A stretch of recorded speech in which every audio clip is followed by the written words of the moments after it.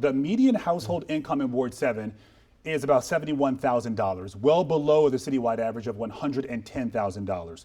What specific policies will you implement to ensure new and preserved housing is affordable to residents at that income level, $71,000, and how many units will actually reach them in Ward 7? That's a great question. This is where it comes on us to start building the housing we need. Why? Because the housing market right now, we're just relying on the market alone. And for our housing providers, they're working really hard to try to create more affordable housing, but they have to center profit at the end of it.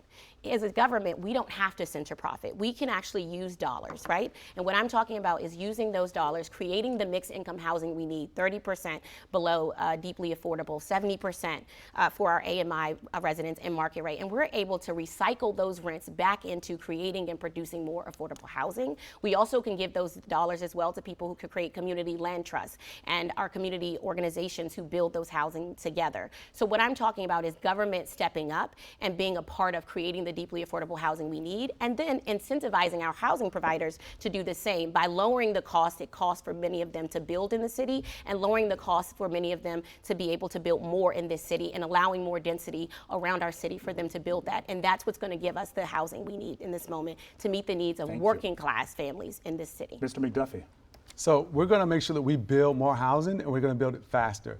We're going to actually cut out all the red tape around some of the zoning that's in place that's keeping it from being more dense. We're going to build more townhomes. We're going to make sure we're building more multifamily across the District of Columbia. We're going to build in those high-need wards that haven't really had their fair share of housing over the years. We, in today's D.C., are still reeling from a city that is largely concentrated wealth in certain parts of the city and poverty in other parts of the city.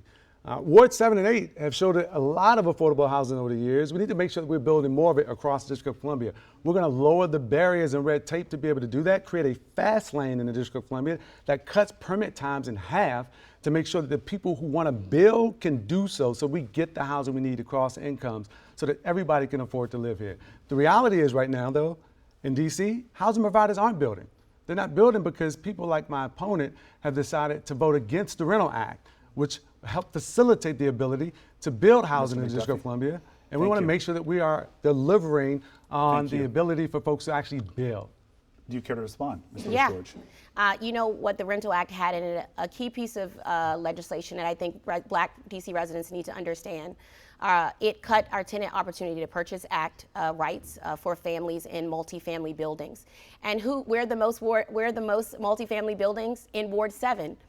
Around the RFK Stadium, which means many of those DC residents who used to have leverage, who paid into those apartment buildings, when they are going to be forced to be moved out because people are going to want to flip those buildings, they no longer have rights or leverage. And so, yes, I voted against it because I believe in preserving tenants' rights and fighting for Black DC residents to not to be displaced in a city that we built. Thank you. All right.